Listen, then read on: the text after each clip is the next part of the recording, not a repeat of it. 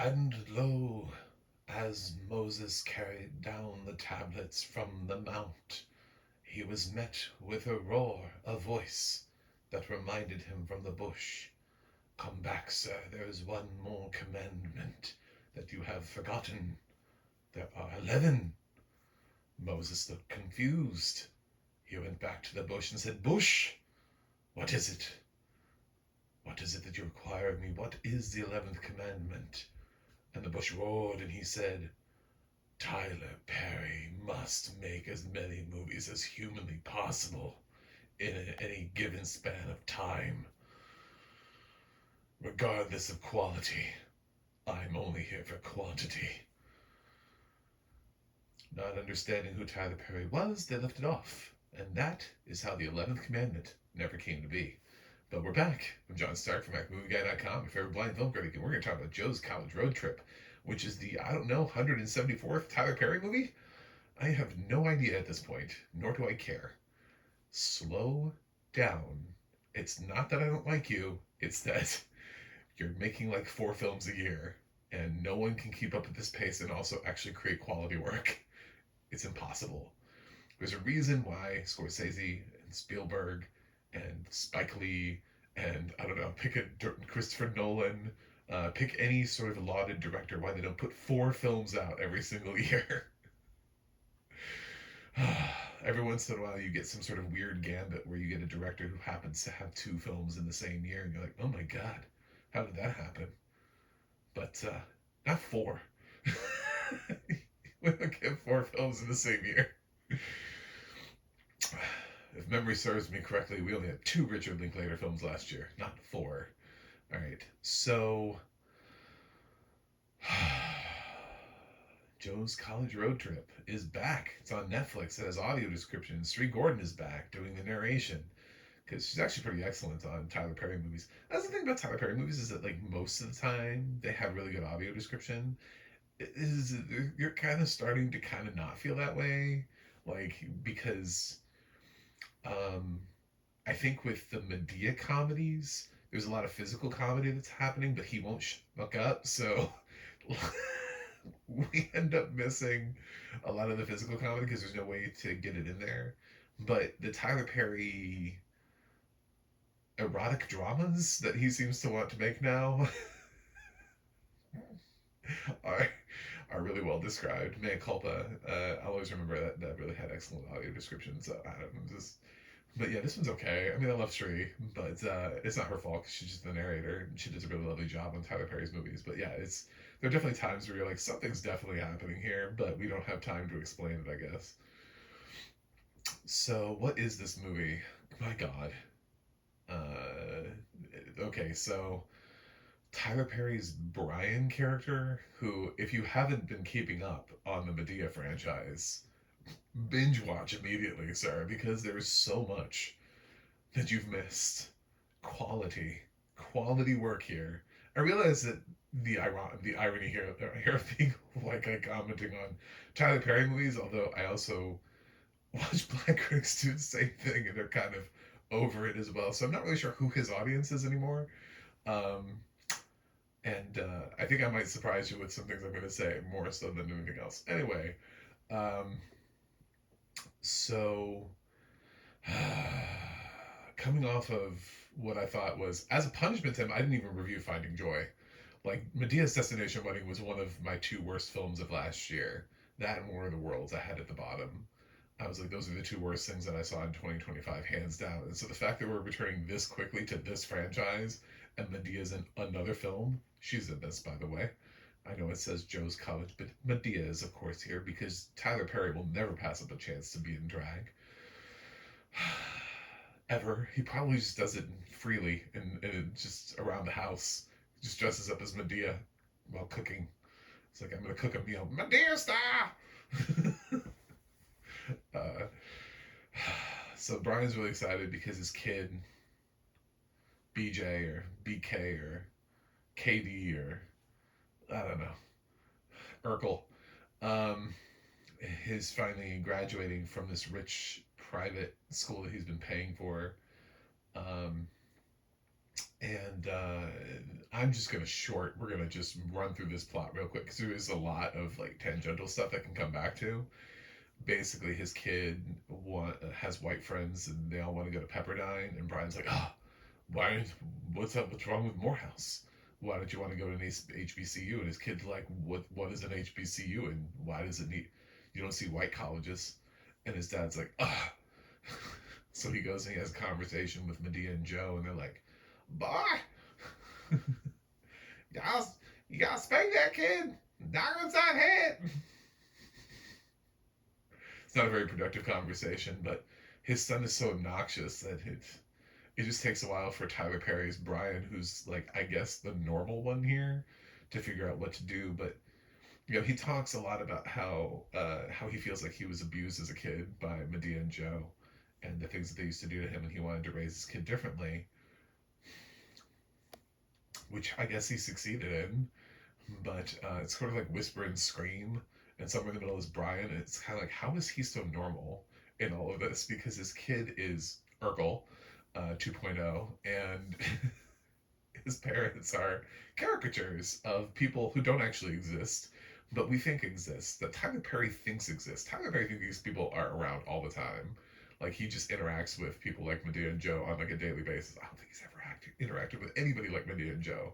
Is it possible that there are people with like shades of Medea and Joe? Sure. But at this point, he's beaten these tropes into the ground that they don't even actually make any sense anymore. Like, these used to start off in religiously themed place. Like, his characters come from Joe's like openly a pimp who solicits prostitutes. Like, what is happening? It feels like Tyler Perry was excommunicated from a church and just said, fuck it. And just, I don't know. Fuck God. Get him out of here. Get him out of my movies. I don't know. It's so weird. Anyway, so the straw that broke the camel's back is when KD decides he wants to go with his white friends on this road trip to Pepperdine, and they're gonna go through Graceland to see the birth of rock and roll. And Medea's like, "That's not birth rock and roll. Little Richard birth rock and roll." It is so random that he wants to go to Graceland, by the way, because the kid doesn't even mention that he A likes rock and roll or B likes Elvis Presley. He just wants to go to Graceland. It's so weird. So, um, so this catalyst is like, well, hell no, no kid of mine. And they're like, it's your car. Why don't you? It's your car. You control the trip. You told them, no, you don't go there. Don't go there. You ain't going there. My car. Eventually, tired of listening to Medea, Brian decides to have Joe go on this road trip and take Joe on to take KD or KB or BK or BJ or I don't care, on a road trip across the country, and to educate him on his blackness, because he doesn't see race. His kid doesn't see race anymore, which, they're like, well, God's gonna see race. Okay. It's like really like polar opposites in this family, and Brian just stands in the middle of them, taking like the extremes where, like, his kid is like peace, love, and harmony, and I love white people and white people love me, and his parents are like, well, I ain't white people going. It's like both sides of this are in this movie with Tyler Perry. So it's like, I don't know what your narrative is here. It's really hard to tell because the characters that are pushing your narrative are both unlikable, like on either side of the family. I don't know what you want. Um, but so the film becomes Joe and JT going across the country together, on this road trip and getting into hijinks, which will not make you laugh. Most of them, some of them are funny, but and that's the thing, is that actually this wasn't my least favorite Tyler Perry movie that I've seen recently. Um, it has moments, and I have to say that there's a point in the film, a little bit of a spoiler, but fuck you if you think there are spoilers in Tyler Perry movies, especially his Medea movies. So eventually, Joe takes TJ to like a whorehouse and buys him a prostitute. This is where the movie has gone, by the way, Christians. This is what you've done. You've broken Tyler Perry. He's hiring prostitutes for his recent high school grandson. This is an actual plot point in the movie. And it's also the best one, too, because the girl that plays Destiny is the best thing that happens to the movie. She's actually a decent actress. I don't hate her. She's not playing a caricature because she could come into this role, like Ratchet, where she's just like, ow, I'm a whore. I'm a hoe. Look at me being a hoe. No, but she comes into it with like a sweetness and a tenderness to it. Like beyond her first introduction scene, which isn't even that much of a, like a thing. She's actually the most normal character in this movie. She's a character who got in over her head, and I don't know what she sees in this kid though, because the two of them kind of end up connecting and forming this bond, and they're polar opposites. it's it's like if in season one of Family Matters, if Laura had just fallen for Earl right away, and was like, "Oh my God, take me with your nerdy ways." Like he never needed Stefan or anything like that. He was just like, "Oh, this can I do that?" Yes, you can. Um, so they she has to go through all these painfully like awkward things, where she's like, "Well, you know, my my pimp is gonna be mad at me if they don't hear us having sex. So can we at least fake it?" And he's like faking it. He's like, "Oh yeah, the pH level of your vagina is at optimal." Like what's happening here?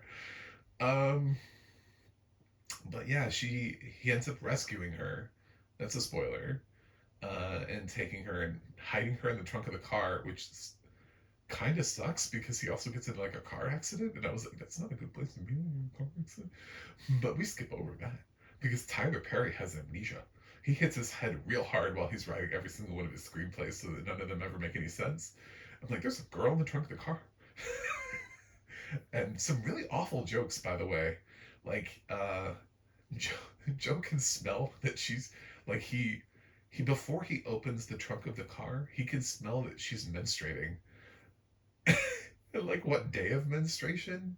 And like he can smell the uh the the the semen inside of her.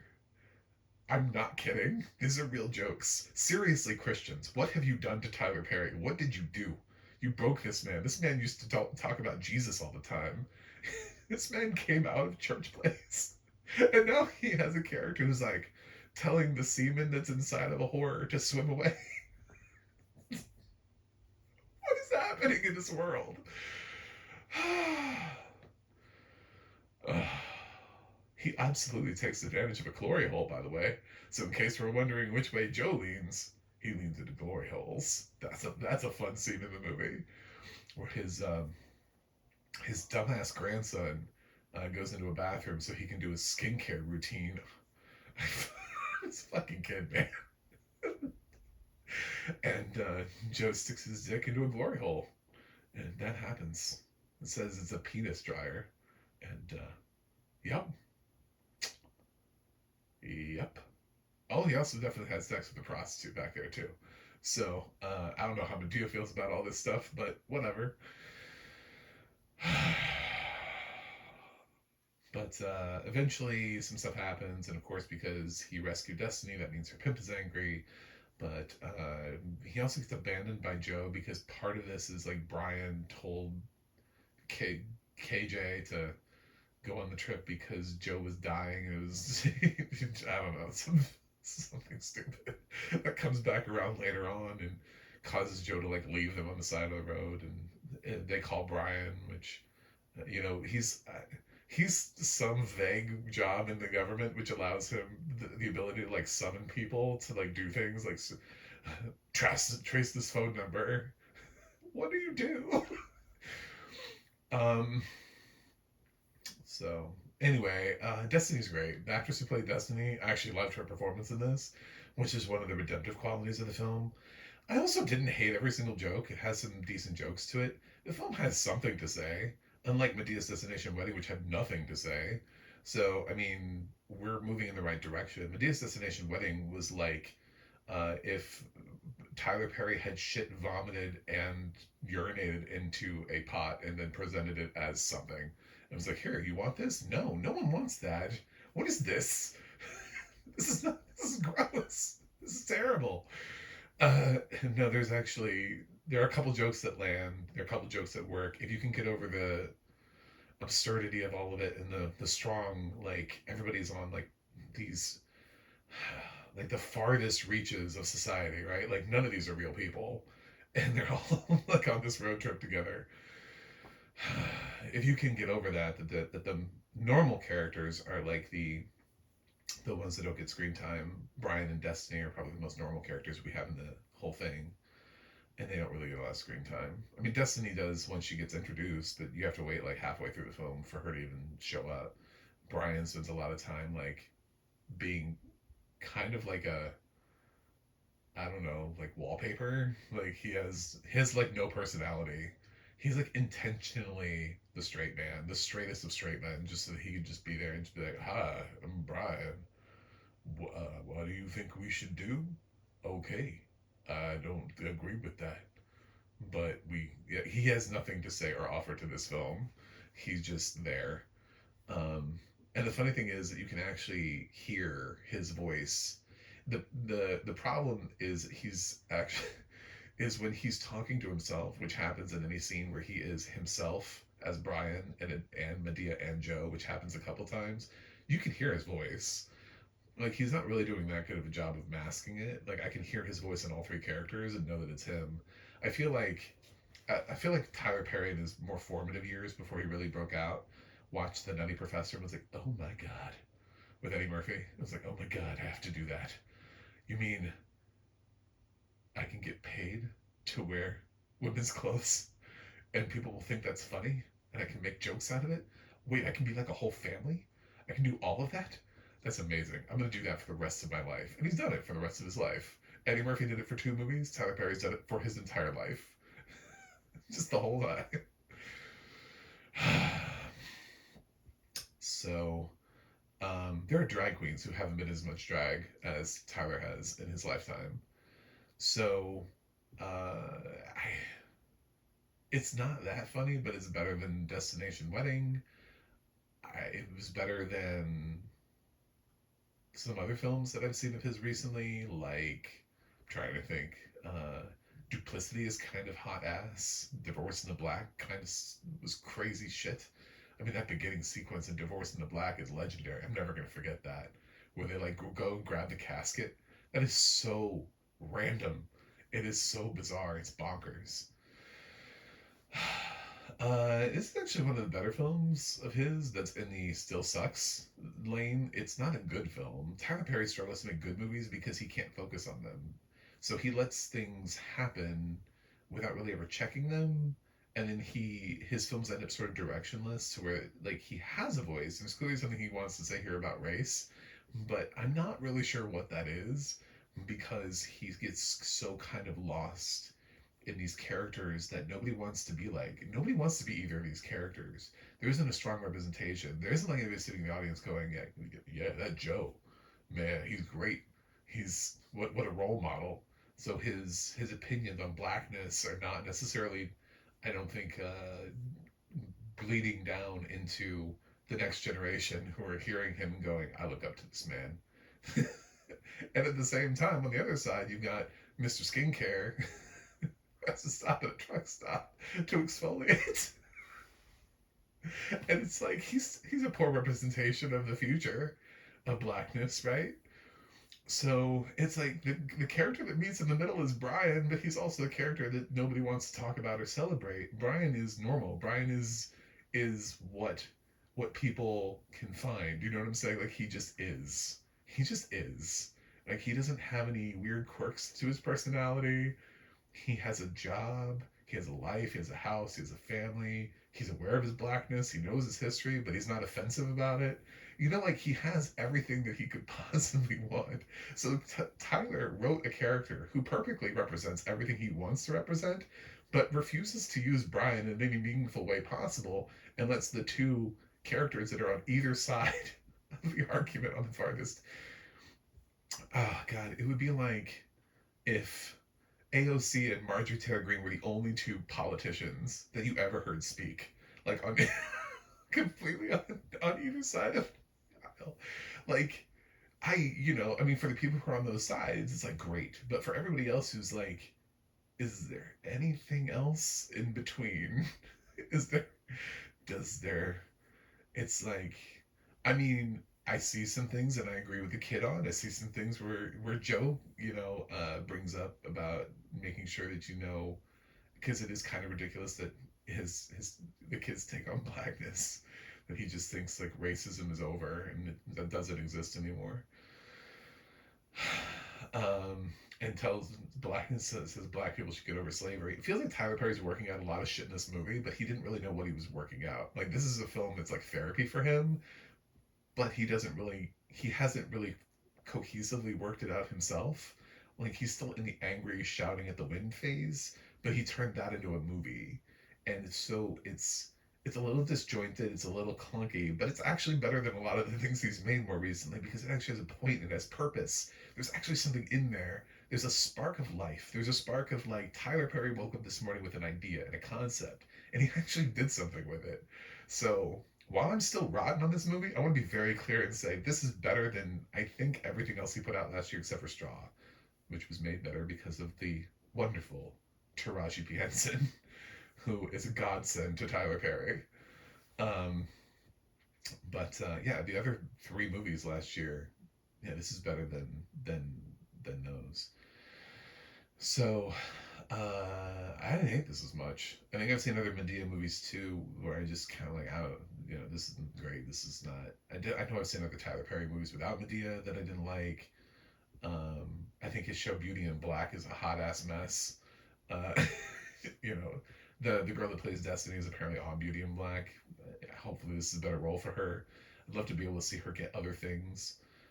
She was apparently on Wu Tang in American Saga. I wish I memorized her name for this review, but I'm just not that familiar with her work. Um, but yeah, she was a standout for me.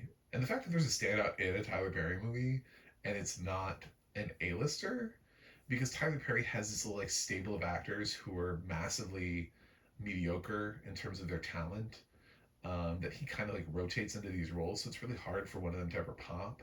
Every once in a while, one of them does. Like I would say the romantic lead, who I was sort of unfamiliar with in Divorce in the Black, the guy that kind of comes in. I liked him. I thought he had a nice, strong, warm presence to him. Don't remember his name either. But then, like, you have a lot of people who are bouncing around, like, supporting roles where you're like, yeah, this is all you're ever going to do. And I kind of feel that for, like, the rest of the cast, especially the white actors here. My God.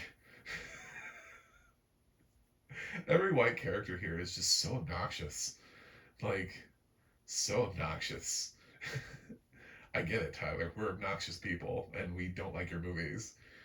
He goes to a backyard barbecue with his um, neighbor, who's like throwing this thing where they, I don't know, give a prizes and awards to the kids at this private school. I have no idea what's going on in this scene, but I didn't understand. They gave like a prize to a kid who didn't get into college, and like a so and she like charged him $1,600 for like a session, but she didn't give him any sort of meaningful feedback at all. And the session was like 30 seconds. Like, your price is $1,600 for 30 seconds? Who pays that? So he writes these characters in the most obnoxious way, but he does it for both white and black characters. He's just full of obnoxious characters in his films, which is one of the things that drags down any sort of meaningful quality. At the beginning, it starts off with this sort of like old school voice that sort of warns you, kind of the thing that you would have expected to come out of like Reefer Madness. That like warning, get kids these days, they don't know what they're talking about. Blah blah blah. This is the man who has this man had to see that way today. That old voice, that old timey voice that talks on the radio. It's that at the beginning. Um, Lots of cursing, lots of N words, lots of derogatory terms, lots of whores, hoes, pussies, whatever. It's all in here. The guy that used to make things with. I remember uh, part of being a movie lover is you end up working. I had the benefit of being able to work in video stores and in movie theaters, so that I could like consume as much of this whole thing as possible while I was, doing those beginner jobs. My beginner jobs were in video rental stores and movie theaters. And man, I remember black churches would come out for Diary of a Bad Black Woman, and his first couple movies, like Sundays sold out. Like his movies would sell out, just like full theaters. Um, and I don't think he could do that today. I think he's either alienated or polarized his audience. He certainly can't get a church to come. Like a church would come to this movie and they'd be like, "No, sir, no, ma'am, because like Joe sticking his dick in a glory hole doesn't play well in a church movie. It just doesn't work anymore. So I don't, he's obviously tried to diversify his portfolio. I don't want to begrudge him for that, but at the same time, it's like there was one thing he was known for and was good for, and he's deviated from that.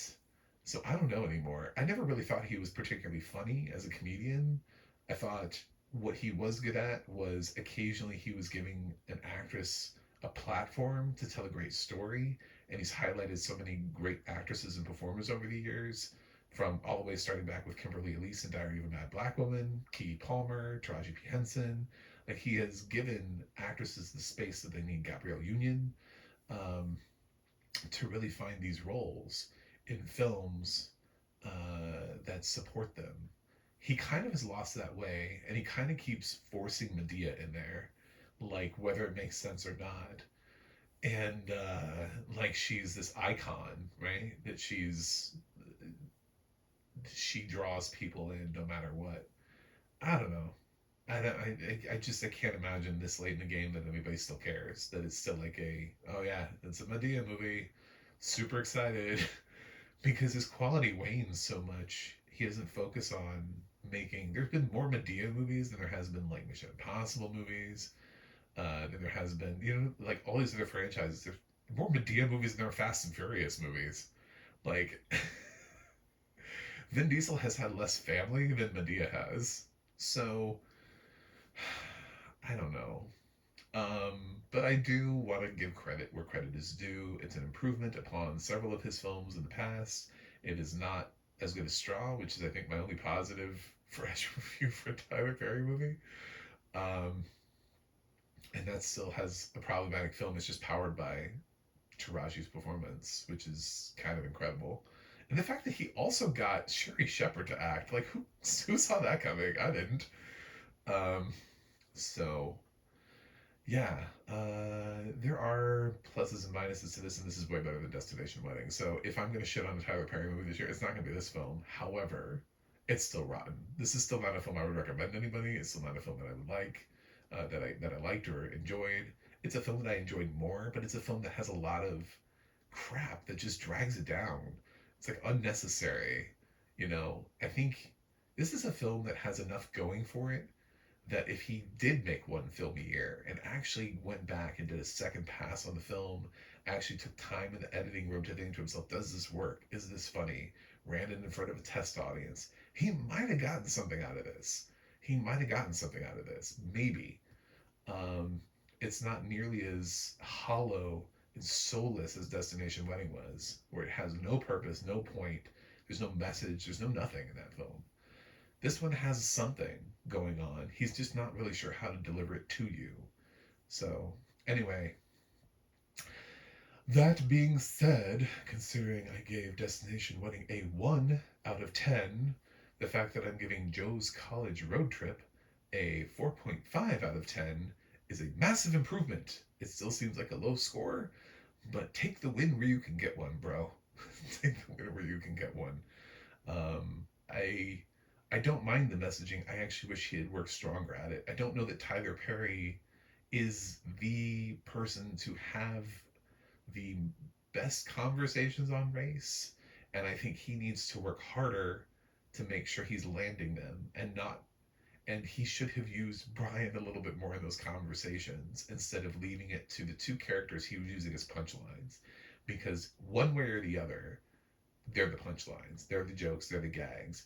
It would be like taking Dumb and Dumber and trying to put some sort of, like putting some, I don't know, deep meaning between Harry and Lloyd.